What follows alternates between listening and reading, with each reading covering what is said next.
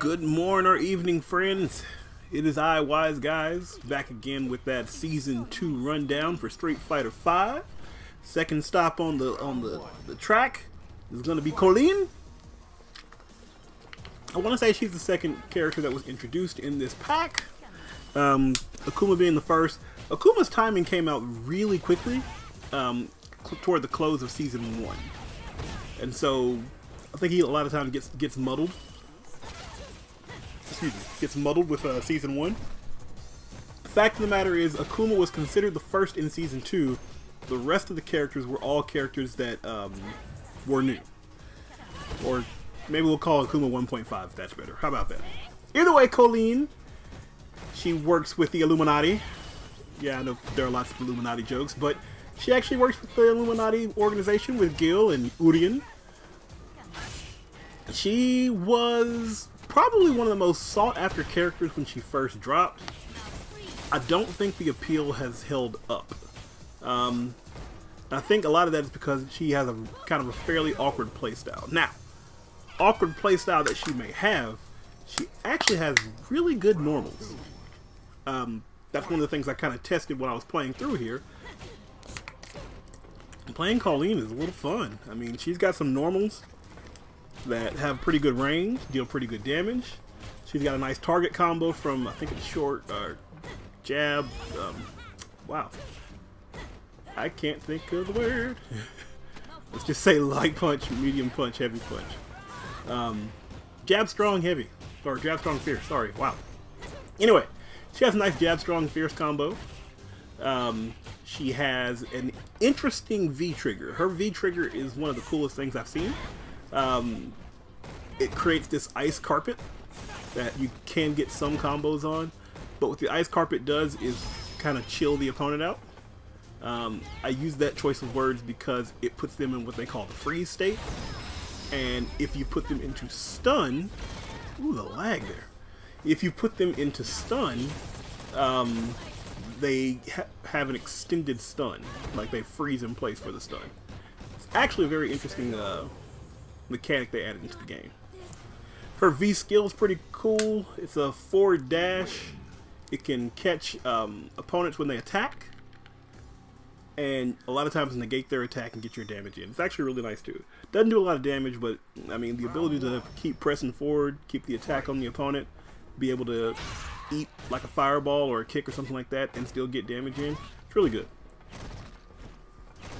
I think the main problem with Kolin lies with her projectile and her counter system. Her projectile is one of the most unique in this game. She kind of calls for an a snowflake, which is about as awkward as it seems.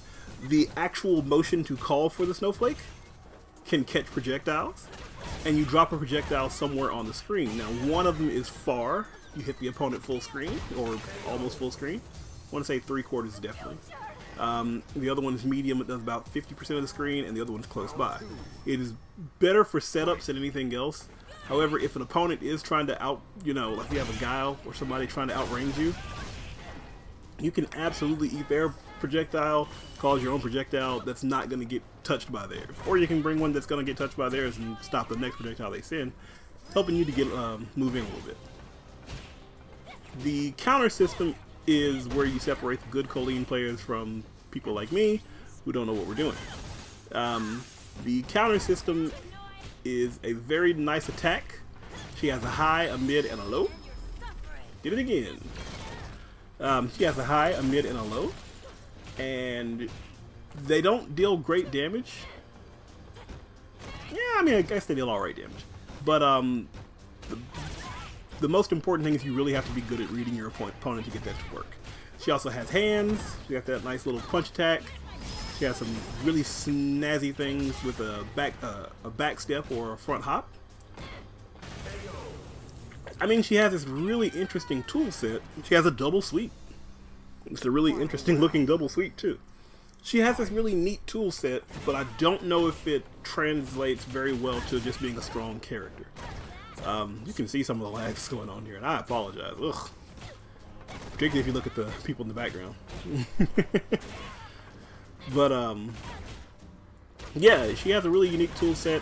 I don't know if it's quite as strong as it needs to be, but oh, bumpa-dum-pa-da, da-da-da-da-da, da-da-da-da-da. That's that gal comeback music. Da-da-da-da, da-da-da-da-da. I'm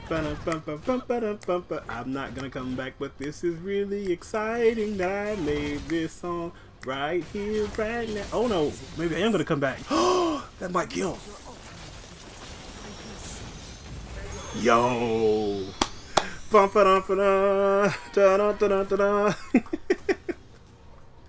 Gal's theme goes with every comeback. Now's a good time to say Kolin has some of the best alternate costumes in the game, I think.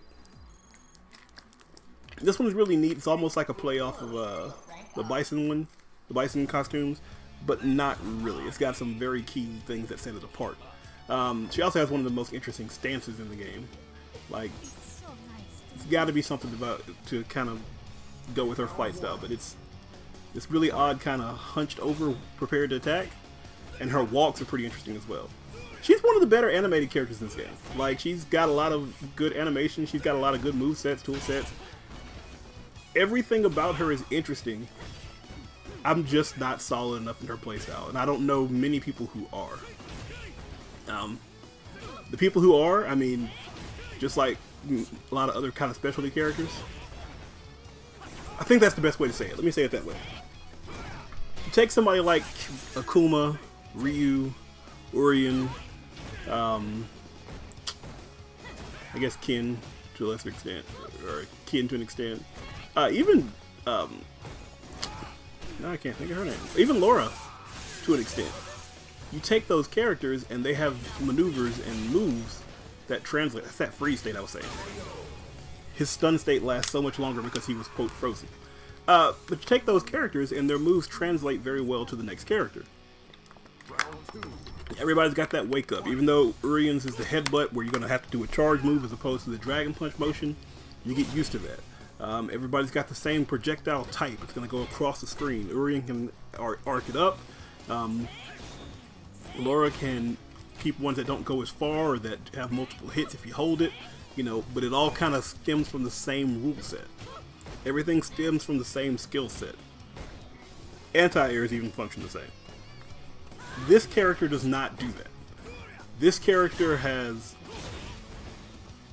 very few buttons that kind of make you feel about somebody else in the game, which is a good thing. It's great.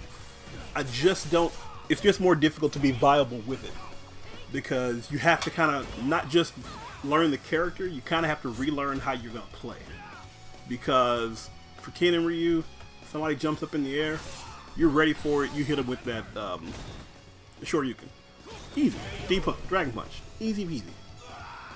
Might not do that with Laura. Well, even with Laura, you can hit her with the move. It's not a dragon punch, but it's the hit that jumps up into the air, grabs the opponent, and slams him to the ground. Same type style, almost same button press. I mean, you're getting a lot of the same thing. However, for Kolin, yo, it's a whole different mindset. Somebody jumps in, you're looking to either counter or use your standard buttons. And a lot of her buttons kind of hit late and have funky hitboxes. Her crouching heavy is probably the best of her anti-airs, but it's a little rough. Honestly, the best of her anti-airs is probably the high counter or the overhead counter. The problem with that is, if they don't do anything, if they just do a empty jump, you are left at a tremendous disadvantage for trying to read your opponent and failing. So, I mean, it's a whole new world when you're starting to play with a character like this. It's not something that you're used to. I'm betting he slides. No slide. That's cool too. Make me look like a fool. Thanks a lot, Zeku. But yeah, it's a whole different kind of mindset on how you play the game. Yeah. If I was smart, I would have ended the round right there. But there's something to that, to having a character who is so much, who feels kind of at home, but also feels so foreign. Like, nothing about Kolin, probably said Karen a couple times, sorry. there's nothing about Kolin that makes you feel like she's not a Street Fighter character, really. Like, this feels like a good place for her to be. But there's also nothing that makes you feel like this is exactly who she needs to be. Like, in this game, she fits perfectly. She doesn't fit perfectly. And I see that a lot more with a couple of these characters in the Season 2 expansion. With Season 2, you get a lot more characters like Kolin and Abigail and Zeku, who have a lot of things that, some things that remind you of home, kind of make you think Street Fighter, but they're actually really different. They're kind of foreign to what you look for. It's like they kind of borrowed from other games as well. Oh, also her V-trigger can lead right into her super, which is awesome. It's even more awesome when you get the kill. Just saying. But yeah, it's really neat to watch. So, you know, she's in an odd place for me. I don't think she's as much fun as somebody like Abigail or Akuma. I don't think anybody's as fun as Akuma, really. Just because he has so much to do, he's so dynamic. But she makes you feel better for playing the game. Honestly, she makes you feel better, or at least makes me feel better for playing the game more solid. Her skill set, her tool set, the things that she gets able to do, it makes me feel like I'm actually doing something good. I'm reading the opponent well. I'm utilizing my spacing well. I'm keeping the opponent out. I'm making good use of my my normals. Everything feels like I'm being more productive while playing Kolin. I feel like I'm getting the fundamentals of Street Fighter better because I don't think she was built on kind of the cookie cutter Street Fighter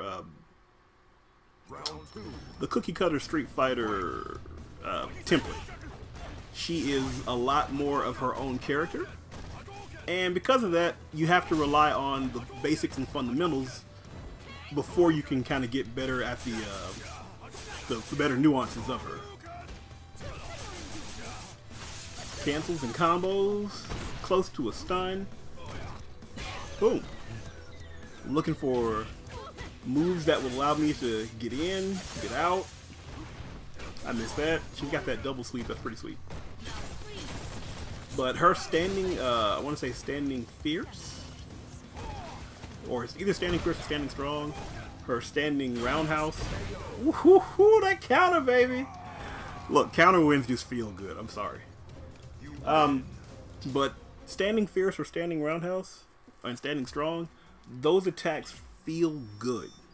They feel solid. When you can read your opponent and see he's about to do something stupid from far away, and you can use your V skill to not only get through it, but close the distance and possibly get a hit that leads to a combo, you feel good. When you get a counter to win the game or win the round, you feel good. So I think a lot of her, and it doesn't feel like you're playing Mortal Kombat or Blaze Blue or anything like that. It feels a lot like Street Fighter. It just feels so foreign to what you're used to. As much as Street Fighter kind of gets blown away and made fun of as just being a color swap or a palette swap on a lot of the characters, which they do have, I don't think they get enough credit for having characters that are so dynamically different. Like, I don't know that there are, like, Mortal Kombat has a guy that plays as different from their main characters as Balrog plays from Ryu, or as Dawson plays from Ryu. It's a full different kind of playstyle. Or Zangief, who is just like, he's the consummate grappler, man. I mean, I don't think they get enough credit for how they spread things out and they try different things. I'm trying to get that V skill working, but it's not working like I wanted to. At this point, I'm just kind of learning from the guy. But I don't think they get enough credit for that, how they take things that are otherwise foreign to their core template set and figure out how to make it a viable character in the game. I also don't think they do it enough. I think there are too many characters that are too close to being palette swaps. Like, everybody doesn't have to play like a Shoto. But when they step outside that box, they may not make the strongest characters, but they absolutely make very interesting characters that are fun to play. And I think Kolin is a very good example of that. And we get a freeze! That would have been better if I'd actually done something to kill him. Like gone into super somewhere around there. Ow. Ow. Hope I don't lose this trying to be funny. Oh, that's pretty sick. Through the projectile, baby. But anyway, that's Kolin. Hope you like. If you like, hit that like button. If you love, hit subscribe. Leave me a comment if you'd like to. I should be putting some new stuff up later. Peace out!